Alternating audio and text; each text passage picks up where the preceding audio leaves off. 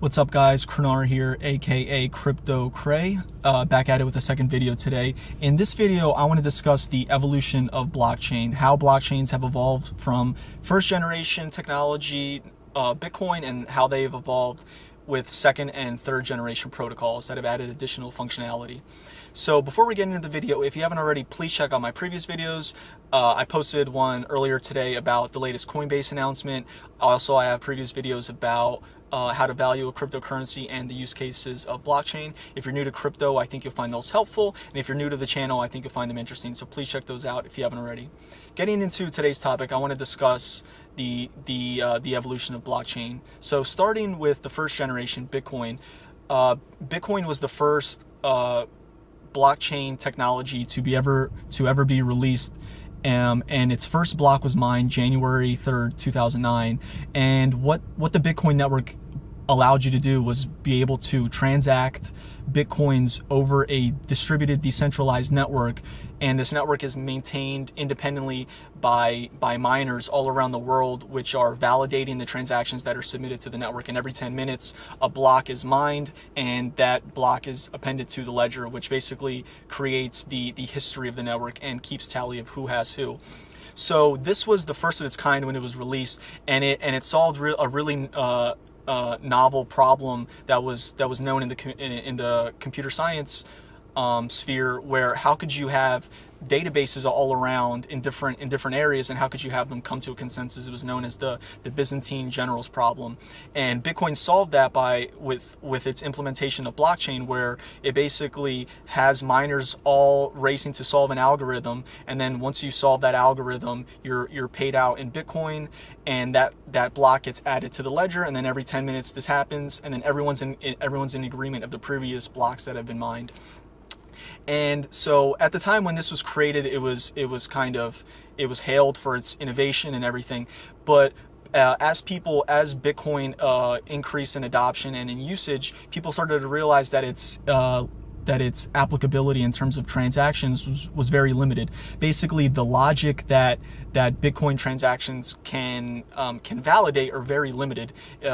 All that can really be validated over the network is saying, hey, these are my funds. If Alice has a Bitcoin and she can sign a transaction with her public and private key, she can then send that Bitcoin, she can submit that to be put into the next block, and she can sign that transaction, and then that transaction is sent to Bob. And then at a later time, Bob can validate that he owns that one Bitcoin that's in his possession by signing a future transaction with his public and private key, and he can send that to Carol, right? So that's kind of it's a very fundamental, rudimentary example of how the Bitcoin blockchain works, but that's kind of the extent to what it can work in terms of transactions that it can validate. And that's where second generation comes into play. And the second generation, I think the best example of this is Ethereum, where Ethereum basically lets you gives you more ability to program clauses in transactions through smart contracts, and basically you can write if-thens, if-else statements to say if a predetermined condition is met, then allow this transaction to go through. And Ethereum was founded a large part by Vitalik Buterin, who in his earlier days actually was an editor for a Bitcoin magazine. So he was very familiar with Bitcoin, the technology of blockchain and its uses, and I think that he, just like everyone else, quickly learned the kind of importance of the technology, but then understood the limitations of Bitcoin. So he basically sought out to create a protocol which took the blockchain aspect, which took the blockchain technology, being able to come to a consensus in a trustless, decentralized manner, but then adding additional programmality to it. So basically, Ethereum, I think a lot of people kind of a way to describe it is programmable money. Basically, if this thing happens, then release this transaction, or have this other thing happen. And that's where kind of the second generational aspect of it comes into play. And then the third generation are now protocols that are coming out with increased governance models, a an emphasis on scalability, and most importantly, the interoperability between blockchains. So I think a prime example of a project that's trying to accomplish this is Cardano. And another plug for my previous video on the Coinbase announcement, Cardano was actually one of the coins, one of the 5 coins that was listed as potentially being looked at to being added to Coinbase. So what Cardano basically lets you do, or the hope with their protocol, and Cardano was actually co-founded by Charles Hoskinson, who was one of the co-founders of Ethereum. So I think he has a really good understanding of blockchain technology, and I think he's a really good leader for a project.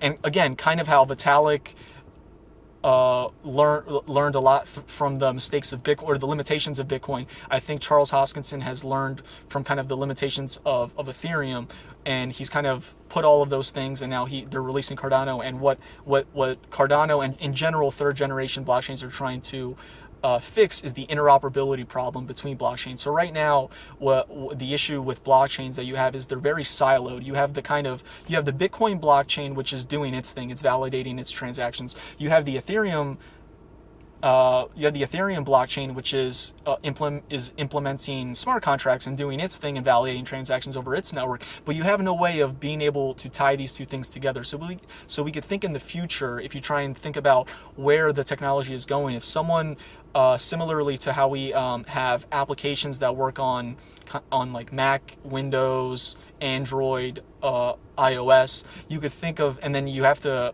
be able to speak to all of those different applications that are working on different operating systems. You could think of that you would need a way to interact with blockchains that are on different networks, right? So maybe you wanted to write an application that takes a little bit of data from Bitcoin, and then some other data from Ethereum, and maybe certain applications are run on Neo, which Neo is a very Chinese-centric blockchain project that has kind of a lot of ties to the Chinese government. So anything in Asia probably has a higher probability of running on an Asian endorsed or of a Chinese endorsed blockchain project. So you could see how potentially the future or the intermediate to short-term future of blockchains is that they're going to be very siloed out, and then you would see the need for a blockchain protocol that's going to let you be able to talk to these various blockchains. And additionally, so on top of that main interoperability feature, you have scalability that 3rd generation blockchains are trying to improve upon. I know Bitcoin is trying second layer solutions with Lightning Network. Ethereum is hoping to introduce sharding, and Plasma is also as well as moving to proof of stake. Currently they're on proof of work. So Cardano and a lot of these, I would say 3rd generation blockchain protocols are right out of the bat want to work on a proof of stake digital voting system. Instead of having physical mining, it would be proof of stake. And additionally, Cardano wants to have kind of a two-tier method of transactions. So they're going to have a transaction layer, which is validating moving the native currency ADA on their network, but then they'll also have a second layer which validates smart contracts. And it's their hope that within their protocol that this is going to help with scalability in the long run. And then lastly, and I know previous generational implementations of blockchain have tried to cover this, but the governance model within cryptocurrency. So I think that's a major kind of one of the major weak points in cryptocurrency right now, which is governance within protocols. And basically governance becomes an issue when the network can't come to a consensus. So if you think about in Bitcoin went through a hard fork August of 2017 because not all of the network could agree how to address kind of the scaling issue. So the majority of the network decided to adopt segregated witness and leave the block size alone. And but then a smaller subset of miners said, well, wait a minute, we don't want to adopt SegWit. We want to keep the Bitcoin protocol as is, and all we want to do is update a parameter to increase the block size. So basically the information that can be filled in each block every 10 minutes. So after August 1st, you had basically 2 chains of Bitcoin. You had the main Bitcoin blockchain, which adopted a segregated witness, and I think most people would probably say is the real Bitcoin. But then you also have a smaller faction of the miners, which decided to go the Bitcoin Cash route. And so you had the currency fork. So as of that fork, if you owned a Bitcoin, you kept your 1 Bitcoin, but then you also had an equivalent 1 Bitcoin Cash. And a similar thing happened to Ethereum, where Ethereum had a DAO hack where they had someone trying to design a decentralized autonomous organization, and then the smart contract was actually hacked. All of the money that was raised for that DAO was stolen, and part of the community came and said, okay, well, there was obviously a bug in the code for this thing, and they went back and reversed the network to before that hack had happened, so anyone who invested basically got their money back. And that was forked, and then that remained to be Ethereum, but then a smaller subset of the community said, well, wait a minute, this ledger should be immutable. That's one of the basic tenets we believe in blockchain. And unfortunately, while we don't agree with people having their funds hacked, we more fundamentally believe that the ledger should be immutable, and then we should never go back and be able to change things. So that's where you had the fork of Ethereum, and then Ethereum Classic, which chose to keep the hacked coins hacked. And so Cardano and in general third generation blockchains, I think, are trying to improve upon this governance model. I know an example, I've watched Charles Hoskinson give, he has many great lectures if you guys check him out on YouTube. He gave an example of where merchants, we're used to going to stores and we're used to being able to buy things and then having a return policy. Well, on an immutable ledger, that's kind of hard to accomplish when once you send someone funds, you're most likely, you're not gonna be able to get them back. There's no way to tell the network, oh, well, give me my funds back. I think I'm owed a refund. So there needs to be built-in arbitration for instances like that. And I think that's kind of the one of the major roadblocks for major institutions outside of just investing, but also building on top of these blockchains. I think that's one of the main things that's stopping them from adoption at this point, is because there's really there's no coin, there's no protocol that's been developed yet that has a proven governance model that works. So those are the kind of three things: the scalability, the governance, and the interoperability that third generation blockchains are trying to solve. And I think that Cardano is a good example of that. So that's kind of my overview of the evolution of blockchain so far. Do you guys have any ideas of where you think the fourth generation of blockchain is going to go? Do you think I missed anything out? Do you have anything to add to what I said? Please comment down below. Know. If you guys like the video, please give it a thumbs up. If you guys like the content on the channel, please subscribe. That'll help grow the channel. It'll help grow the awareness for the videos.